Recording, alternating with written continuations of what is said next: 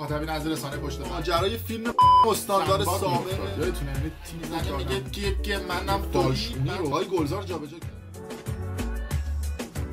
درود به مخاطبین عزیز، بنده امین فردین خوشحالم که به همراه تیمم بار دیگه با یک برنامه افشاگری دیگه در خصوص بلاگرهای با کلاس لکچری خارج رفته که ماشاءالله مثل قارچ توی این فضای مجازی رشد کردن با شما. البته قبلا من بارها و بارها در خصوص بلاگرها افشاگری کردم و چرا روی این موضوع حساسم و افشاگری میکنم، چون یه عده میگن آقا موضوعات سیاسی رو بگو، آخوندا رو بگو، نمیدونم فلان شخص رو بگو، فلان وزیر و وکیل و فلان.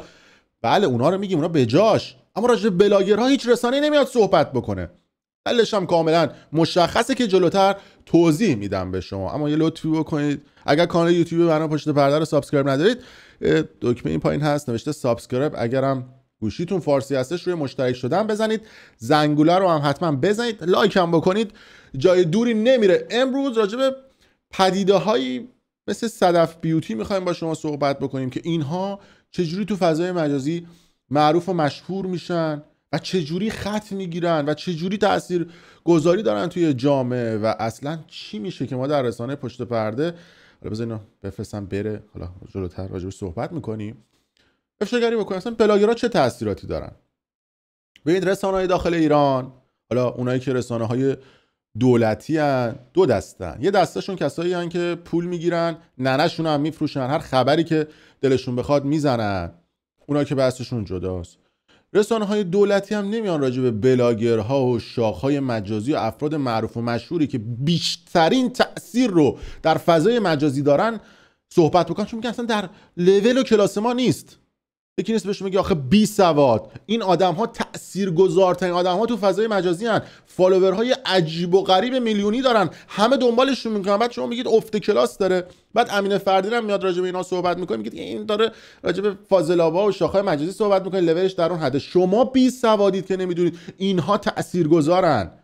شما بی سوادید که نمیدونید اینها بیشترین میتونن تاثیرگذاری روی جوانها داشته باشن برای اینکه بخوان ذهناشون رو منحرف بکنن. اگر بخواد یک انقلابی تو ایران صورت بگیره، اگر بخواد در ایران یک اتفاقی صورت بگیره، راحت میتونن ذهنها رو منحرف کنن. اون کسایی که داخل ایران رسانه دارن، اصطلاحا ما بهشون میگیم ساندیس، اتفاقا اونا خیلی خوب میدونن که راجع به این قضیه صحبت نمیکنن.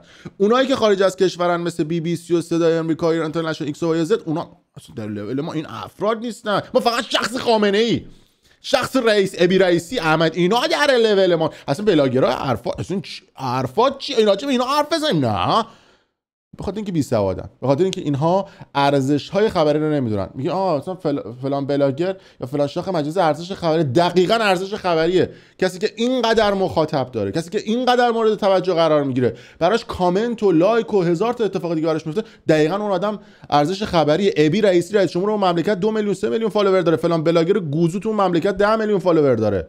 یه استوری اون بلاگر بذاره راحت میتونه 10 میلیون مخاطب رو به سمت یک جریان فکری خودش هدایت بکنه. رضا گلزار با 10-12 میلیون فالوور یهو میاد میگه که آقا بعد نمیدونم با ذکر گفتن و نمیدونم طرف امام انقلاب اسلام بودن شما به همه چیز برسید. یعنی معنا داره این قضیه؟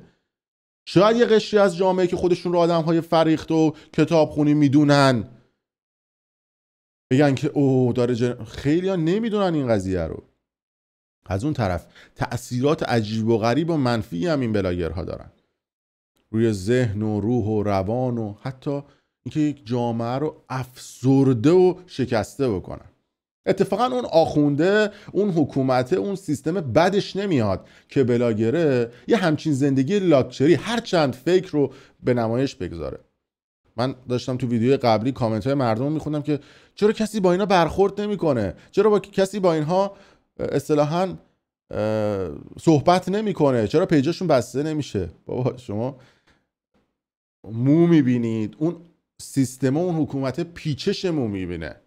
اتفاقا اون سیستم و حکومت کاملا داره با تفکر نسبت به این قضیه نگاه میکنه. میگه هر چقدر این بلاگرها تو فضای مجازی بیشتر فعالیت بکنن، موج افسردگی رو توی جامعه بیشتر پخش میکنن، موج سرخوردگی و افتادگی رو بیشتر تو اون جامعه پخش میکنن. از اون طرف چون میدونن بلاگرها بی سوادن و بهترین تولید محتواشون بچه دار شدن و بچه زاییدن هستش، اتفاقا ترویج فرهنگ بچه داری رو هم آموزش میدن که اون جامعه و اون حکومت هر روز تعدادش بیشتر بشه. میگن ما این همه خرج کردیم تو قم و اینور و اونور که به مردم میگیم آقا بچه بیارن، این بلاگرها هر روز دارن میزان. اصلا بهترین تبلیغ با من اون روز داشتم نگاه میکردم توی استوری چند تا از این آدم‌های مختلف میگفت من میخوام بچه بیارم، اون که من میخوام بچه بیارم، میگفتم حقوقتون چقدر؟ یکیشون میگفت 15 میلیون، یکیشون میگفت 20 میلیون، یکی میگفت 30 میلیون. این نشانه از فرهنگ پایین اون جامعه است. آخه با 20 میلیون تومان شما میتونی تو اون جامعه بچه بیاری؟ نگاه به این بلاگره میکنه، زرت زورت بچه میارن، اونا هم میخوان این اتفاقات رو رقم بزنن. جلوتر به صدف یوتیوب هم میرسیم و اینا مقدماتی که باید بدونید. به خاطر اینکه چون فرهنگ زندگی رو نمیدونن، میرن زن میگیرن، بچه میارن، یه بچه فقیر رو تحویل جامعه میدن، هر روز هم سرخورده تر میشن. وقتی فقیر بشی، وقتی افسرده بشی، وقتی سرخورده بشی، دیگه نمیتونه قد علم بکنی برای یک حکومت که بخوای انقلاب بکنی. تهش میشه اون که تو خرج روزمره زندگیت موندی. مردم اگه بریزن تو خیابون میگه برو بابا من دارم گشنگی میمیرم، برام یه دلقمه نون در بیارم. انقلاب چی؟ یه همچین تفکری که سالگرد مهسا امینی مردم نمیان بیرون. یا ما تو خرج زندگیمون موندیم بعد بریم انقلاب بکنیم واسه یه سری اپوزیسیون پشمک خیاری؟ نمی‌کنیم این کار رو. وقتی همه این اتفاقات رو مثل یک پازل، مثل دومینو میذاری کنار هم دیگه، می‌بینید همه تق تق تق تق تق و هم ضربه میزنه و همه به هم دیگه ربط داره. و وجود این بلاگرها برای اون سیستم و اون حکومت لازمه که باشن و بچه بیارن. یه جوونی که 10 میلیون 20 میلیون 30 میلیون حقوقشه هنوز نمیدونه که خرج یک خانوم توی اون جامعه بخوای براش نمیدونم شورت بگیری، بخوای براش لوازم بهداشتی بگیری، بخوای براش لوازم آرایشی بگیری، 4 تا لباس بگیری، در ماه مینیمم 10 میلیون تومنه. خرج زنتو نمیتونی بدی، بعد بچه هم میخوای بیاری، بعد میگن خدا کریمه روزی بچه رو. این فرهنگ پایینه که میگن روزیشو خدا میده. روزیشو کجا خدا میده؟ خودت بعد تلاش بکنی. خدا که پول نمیذاره تو پاکت هر هفته تق تق بیاد در خونه تو بزن بگه خب بچه زایدی اینم خدمتت بفرما، اینم یه 20 میلیون خرج بچه. بعد خودت زحمت بکشی. این نشانه از فرهنگ پایینه. بعد از اون طرف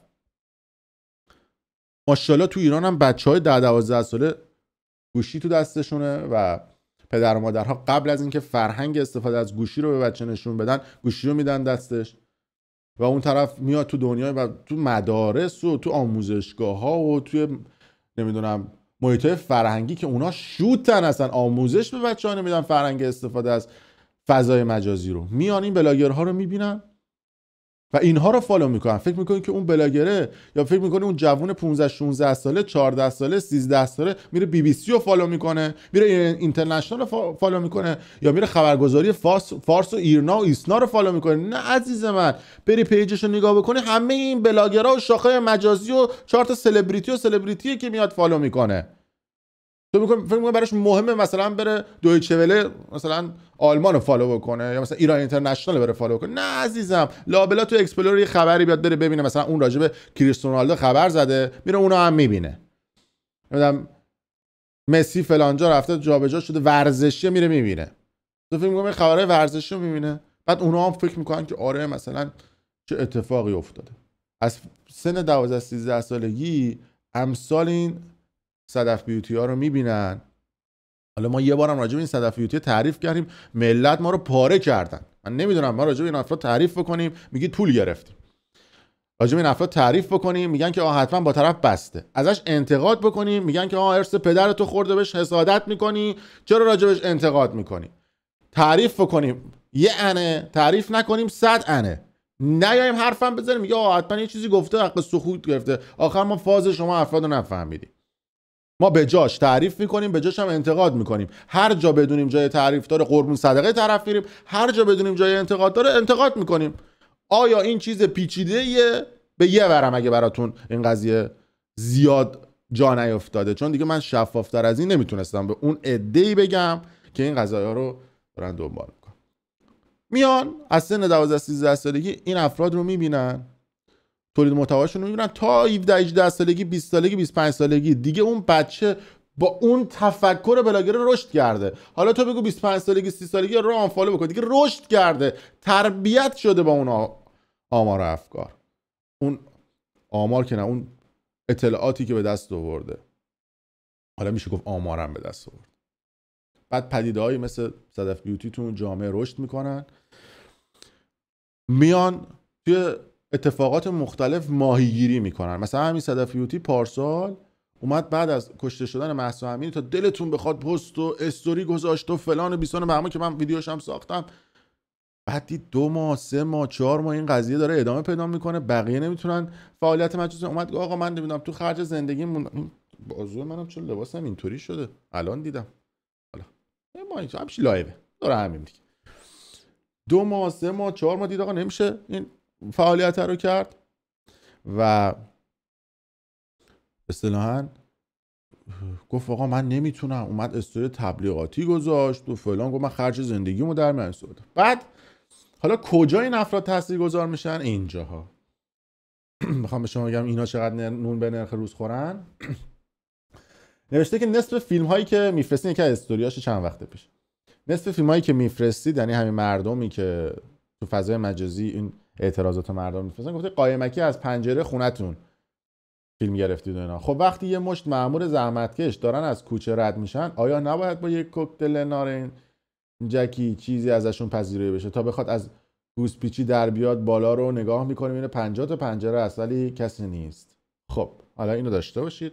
حالا صدف بیوتی که تو امریکا زندگی میکنن، آیا به نظر شما سرکوبگران شریف و دلسوز که اینقدر زحمت میکشن و خسته میشن و نباید یه جعبه شیرینی با اسانس میل کنن که خواب آور باشه این صحبت ها؟ والا چشم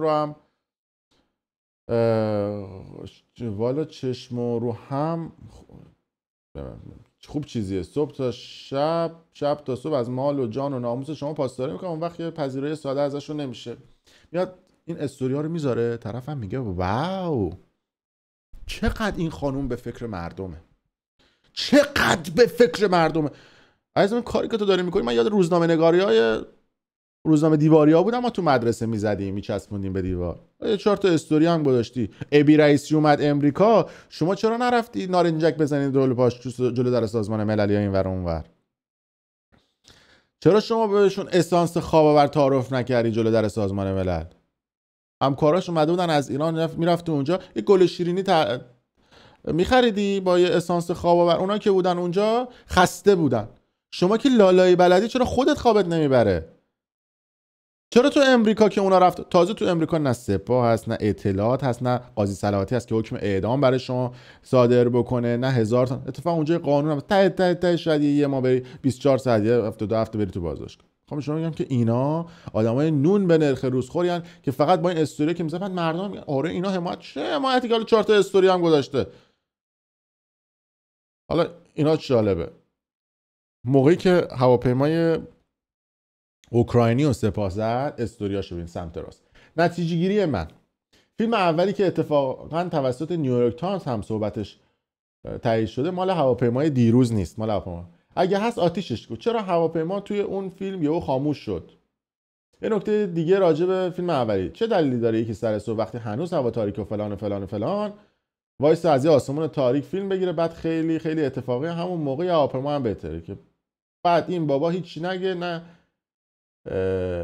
هینی هونی مگه میشه؟ مگه من اگه دارم همینجوری از یه چیزی فیلم میگم، اگه یه اتفاقی به این بزرگی بیفته یه یا علی هم نگم حتما یه این میگم یا حداقل دستم میلرزه و هنوز معتقدم اون فیلم مال یه چیز دیگه و مال دیروز.